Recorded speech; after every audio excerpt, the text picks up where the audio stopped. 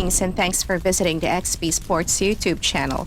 You've come to the perfect spot whether you're an avid sports fan or just beginning to learn more about athletics.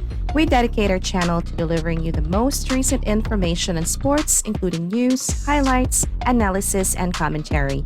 We have you covered for everything from basketball to tennis, soccer to football. Hence, take a seat, grab a snack, and get ready to explore the world of sports with us. Make sure you subscribe.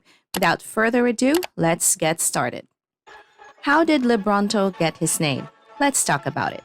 The Knicks, as Reggie Miller operator was known, Michael Jordan, the professional killer, tormented Shaq, and the Cavaliers ruled the Sacramento rulers. Yet, in addition to the entire NBA ever, no establishment has misled more. The Toronto Lebronto, which was first used to describe Raptors in 2018, was then intimidated by LeBron James. However, everything started in 2005. LeBron scored 56 points for Air Canada.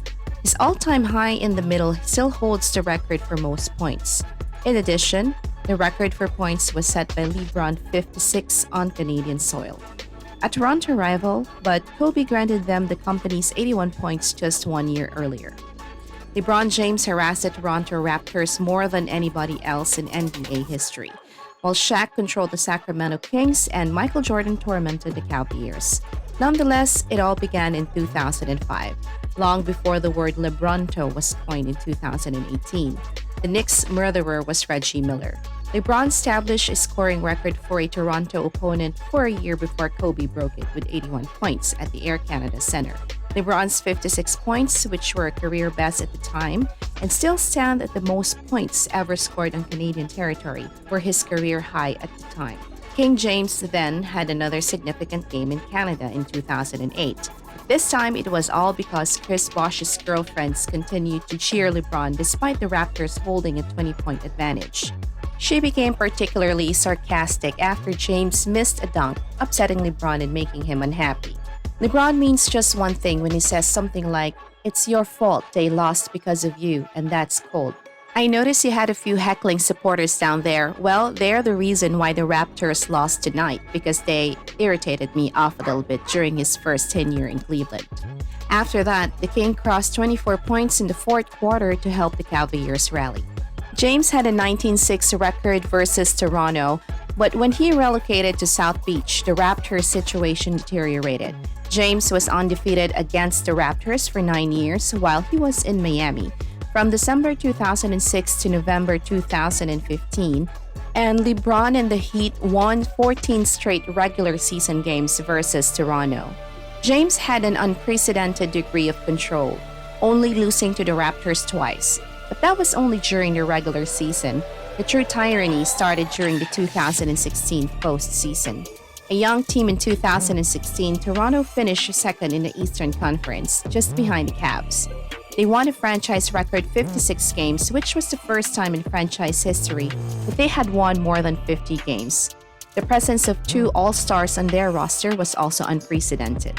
After the Raptors defeated the Pacers in Game 7 of the 2001 first round, DeRozan handled the situation wonderfully. The Raptors' second round meeting with the Heat featured yet another exciting Game 7. But Lowry guided them to victory and their first trip to the conference finals. The Raptors had never been favorites before, yet they were crushed by King LeBron James, the five-time Eastern Conference champion and the best opponent of all time.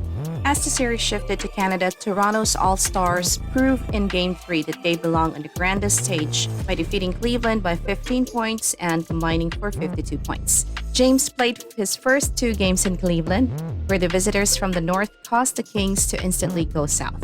Toronto was completely demolished by the Cavaliers in both contests, and the Raptors never had a chance to win. When the series had deadlock after Game 4 and Kyle and DeMar each scored 67 points, Raptors supporters began to think that this was truly their year. In Game 5, however, they were forced to take another bitter pill as the Cavaliers dominated the Raptors in the opening period, and the game was gone before halftime with Cleveland leading by 31 points. The Raptors suffered their worst playoff defeat ever, losing by a score of 38. The Raptors wanted to force a Game 7 and Game 6 in Canada. James, who could easily bulldoze past traffic and reach the rim at will, gave the impression of being a tank. He attempted 61% of his shots at the hoop and had an overall efficiency rate of 82%. LeBron James had a double-double last season, averaging 26 points on 60% shooting, 8.5 rebounds, 7 assists, 2 steals, and 1 block a game. Both DeRozan and Lowry scored over 20 points per game on average, but James and his imposing drives to the basket were too much for Toronto's defense to handle. Regardless of who you are, the Raptors did everything they could to strengthen their squad throughout the summer in an effort to defeat LeBron James and stop him from intimidating them in the paint. Toronto acquired Serge Ibaka, one of the NBA's top shot blockers, and PJ Tucker, a very strong wing. Lowry and DeRozan also improved. He set a career best in points, making more All-Star berths in 2017. After the Cavs' first NBA title, both Cleveland and Toronto entered the regular season with 51 victories, putting them on the right track to face off in the playoffs' second round. To face LeBron again, the Cavaliers defeated the Pacers in 4 games, while the Raptors defeated the Bucks in 6. The Raptors were still content to be themselves in 2016, but in 2007 they had great expectations, but LeBron had other plans. Raptors supporters had high hopes for their teams when the series was shifted to Toronto, but even though they improved, James had one of the finest offensive series of his career. He led the Cavaliers to victory in Game 1 with 35 points in the first game, scoring from all over the court. Similar circumstances prevailed in 2, which the Cavaliers won by 20 points thanks to LeBron's 39 points. LeBron averaged 36 points, 8 rebounds, and 5 assists throughout the course of the series, scoring 35 points or more in each game. Ibaka and Tucker contributed to Toronto's effort to jam the paint, but this just allowed LeBron's outside shooting to flourish. He made several contested jump shots, fadeaways, floaters, and in Game 3, Andy even made a shot with his left hand. James hit 57% from the field, 48% from three-point range, and 84% from the foul line. If you find someone to stop LeBron in these circumstances, I'll pay you $100, you know. He was entirely correct. LeBron twisted the ball in his hands before splashing the jumper directly into Serge Ibaka's face, exuding such confidence that he would defeat the Raptors, and it nearly seemed like he was playing with the ball. During Game 1, the Monarch even pretended to sip beer from a fan but didn't actually do so. LeBron James delivers, "Talk to me, there's 3 seconds left on the clock. You're in the huddle with your teammates. What are you telling them? Let's give me the ball." Still, the Pacers will force a Game 7, but the King was just too much and he somehow managed to win the game.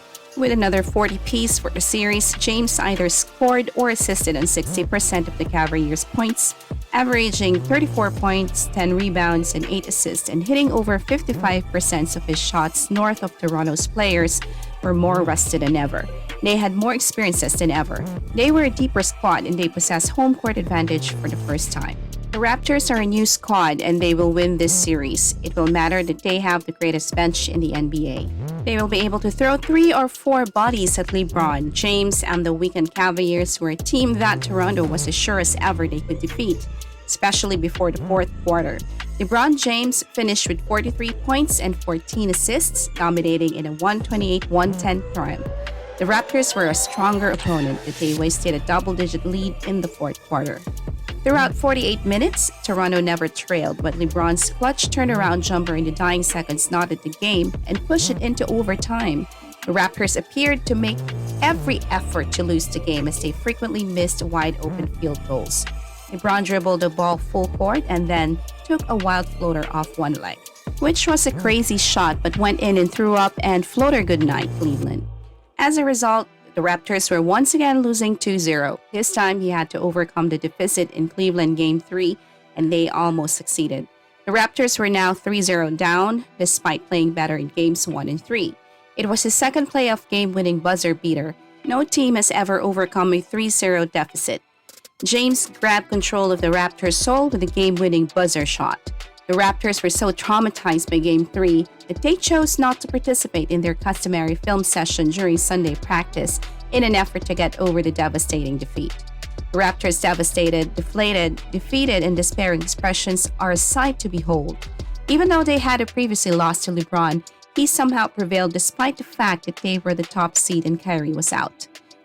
James, though, played at his own speed and expertly managed the game's tempo throughout the whole series. The majority of the time, He just walked the ball post up someone smaller before slicing through Toronto's defenders. In all three meetings with LeBron, DeRozan, the Raptors' performance in 2018 was unquestionably their worst. In the first two games, DeRozan tried 9 three-pointers but made none of them. He made exactly 0 attempts in games 3 and 4. In 14 postseason games versus the Cavs, DeRozan has participated, yet he has failed to make a single three-point shot in 3 different series. I have the utmost respect for these supporters and this nation. This is unbelievable. He was sacked after the season, which was difficult given he had just earned Coach of the Year less than a week prior. James was forced to leave due to his disgrace, and DeRozan was also moved to the Spurs during the most recent series against the Raptors. LeBron's Wikipedia page was altered to read that he is the mayor of Toronto. In 4 weeks, a ton of LeBron jokes made fun of the Raptors. That ends the video for today on our XP Sports YouTube channel. We sincerely hope you enjoyed it and learned something new about your favorite sports person or player. If you did, help us out by giving us a thumbs up and recommending this video to other sports lovers. Moreover, if you haven't already, subscribe to our channel and click the notification bell to make sure you have never missed out on our most current material. We value your time and look forward to seeing you in the next video.